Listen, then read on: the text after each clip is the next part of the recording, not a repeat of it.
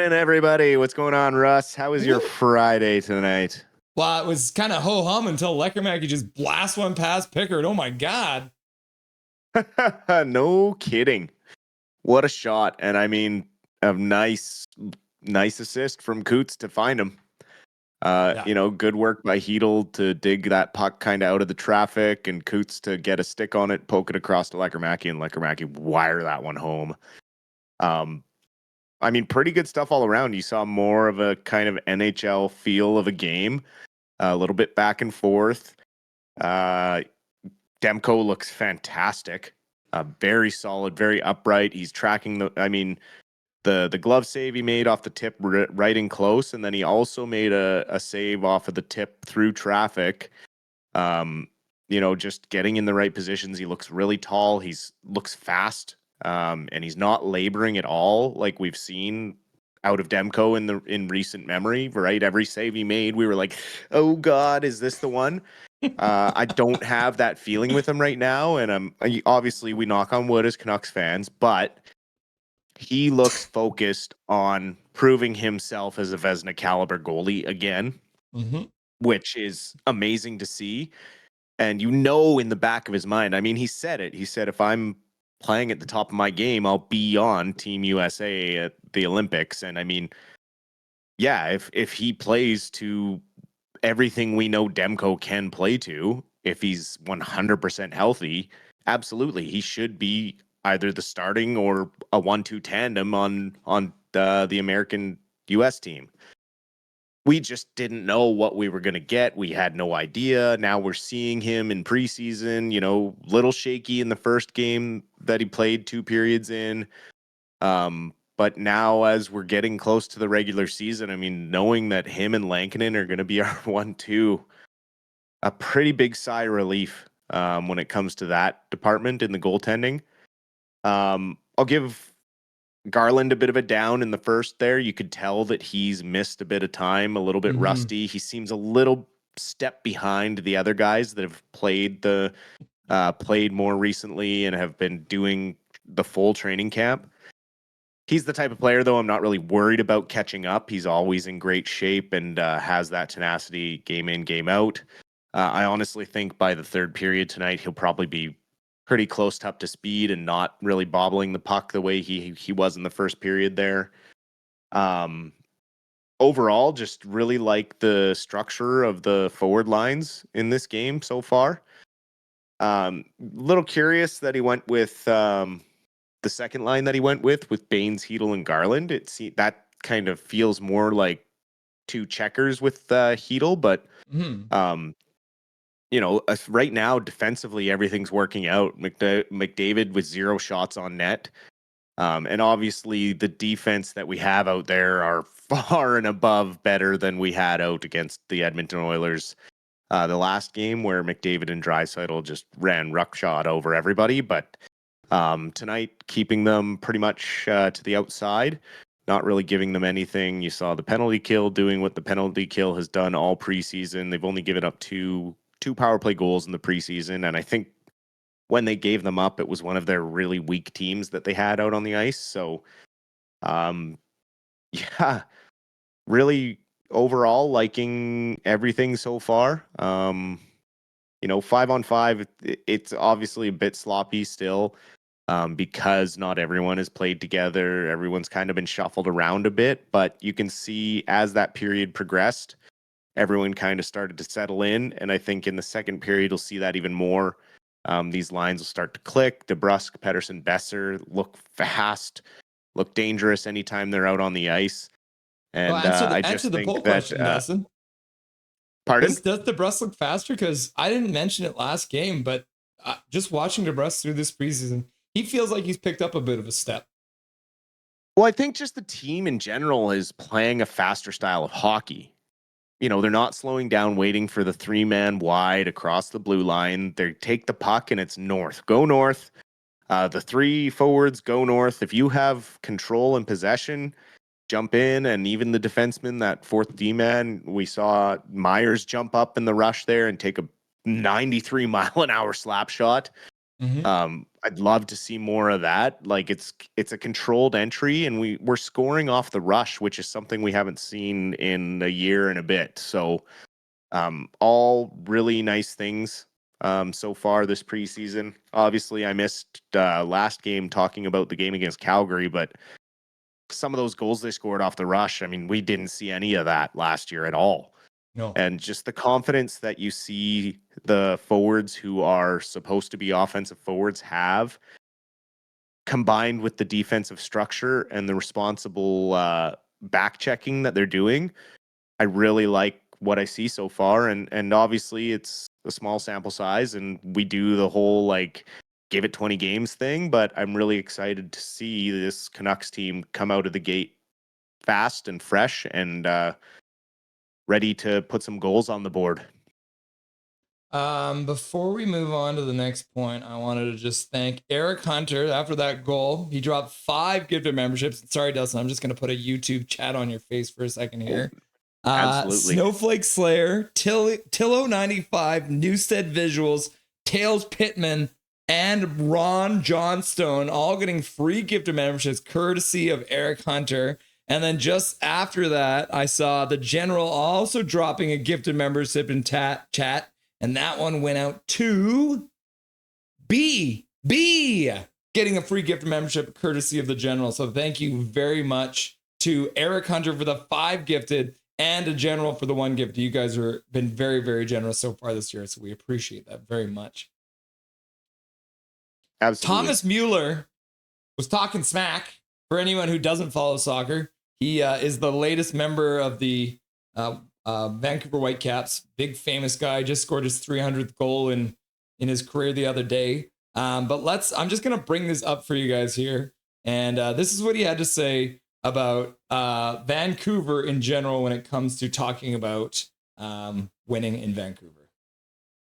Oh, there's no sound. I came here and when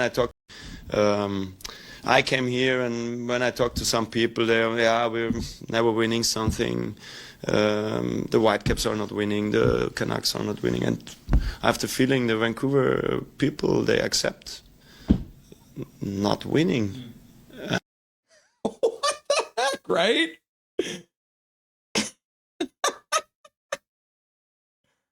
I mean, I kind of get what he's saying with the way a lot of the crowds at, Whitecap games and Canucks games have been very corporate. I mean, I've been to a couple of Canucks games last season where there's times in the games you could hear a pin drop.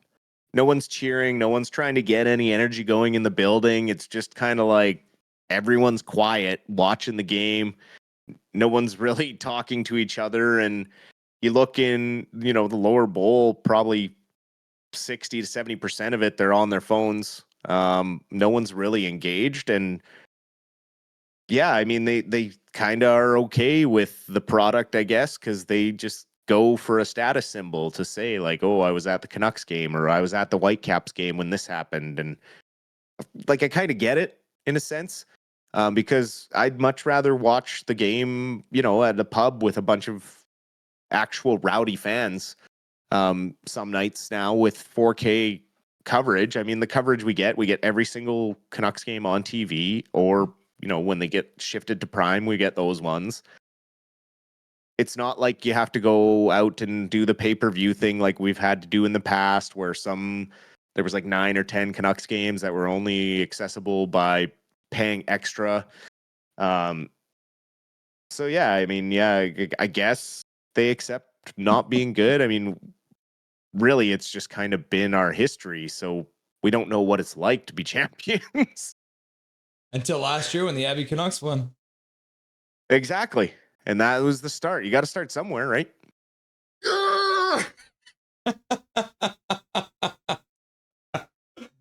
I mean, the only point, and I mean, Reddit was all over this, of course, when that quote came out. And it's like, didn't we have like a riot after 2 Stanley Cup losses? So there was definitely some people who were not happy the Canucks lost. But I was like, how did we get dragged into this, Thomas? So another random quote from somebody else, but Trevor Zegras, who I've never been a fan of, suddenly I'm a huge fan of because he comes out and he says he's happy to be in the same division with Jack and Luke Hughes because it means he no longer is in the same division as their brother. I never want to play Quin Hughes ever again. He is the best hockey player ever. Full stop. I mean, I think there's a couple of clips of Hughes absolutely breaking that kid's ankles. So, you know, makes he's sense. just giving credit where credit's due. But he may come to regret those words a little bit.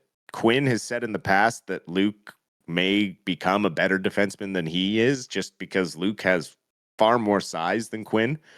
And the same pretty much skill set that Quin Hughes has. He just hasn't had the same amount of time to develop the way Quinn did. I believe he didn't do the college route the same way that Quinn did. Mm-hmm. So, you know, just a different development path, but overall, I mean, Zegras might want to watch it. Yeah. I agree. Quin Hughes is by far the best, probably defenseman he's played against in likely his career. Just given the age group, and he didn't play against other elite defensemen in the Pacific Division. He is definitely the best defenseman now, and I mean he's one or two in the league, right, with Cale Makar, and that's always the comparison. But the rest of the league is kind of finally on notice about how good Quin Hughes really is, and it's refreshing as a Canucks fan to hear it talked about more often league wide. We love to see it. And it's fun that he's also playing with Tocchet. So maybe he said that quote right in front of Tocchet, which would be a pretty funny thing to see. Kravtsov does clear waivers. Not a real huge surprise there. Do you have hope that with a little bit of development down with Manny and Abby, that there's a chance for him to one day be a serviceable guy in the NHL? Or do you think it's just a lost cause at this point? I mean, it depends. If he really wants to be an NHL player, like he said he did, that's why he came back from the KHL. He won the scoring title in the KHL, felt like that was all he had to accomplish there, wanted to come back here, really looked like he was entitled to a spot, didn't think he had to work hard enough, was definitely outshined by many other young players. I mean, obviously, we could talk for hours about the Braden Coots debacle and what the Canucks are going to do with him. Clearly, the kid is too good for junior hockey. Yeah. But this is why the NHL or the NHLPA fought so hard for that new CBA, where some of these young guys can go to the AHL. Or I guess that's the owners fight, or the owners fighting for that, because development has changed over the years. You have to work hard. There's so many guys that are right there, especially coming off the Calder win. Kravtsov just didn't do the work, and you could see it. I called it early. He just didn't look as hungry as the rest of the guys. Unfortunately, the same kind of falls with Carlson. I wouldn't be surprised if we saw him going back down tomorrow on the final round of cuts before they finalize their roster. Last game was really his chance. Right? Pardon? Because they've also sent Amon down now too, who has to. Yeah, and I not surprised there, especially with the emergence of Coots. Oman just dropped way down the depth chart. Kravtsov maybe gets picked up on re-entry waivers if they have to call him back up. But it'd be nice to see what he can do once Manny gets his hands on him. Like you said, go down and work a little bit in the AHL. If he truly is hungry about getting back to the NHL, I mean, the way those guys have gotten guys ready to fill in. I mean, last year with the injuries and stuff, some of those young guys came in and didn't miss a beat. So I really think that it would be a good thing for him to go down and work with Abbotsford. Hopefully he reports and doesn't just decide to screw off back to KHL, because I really do think he's a talented hockey player. He just needs an attitude adjustment and needs to work for it more. Yeah. From the way the coaches are talking about it, they feel like they can fix him, I think is what they're thinking. So who knows? Maybe he ends up being a piece of a trade or something like that.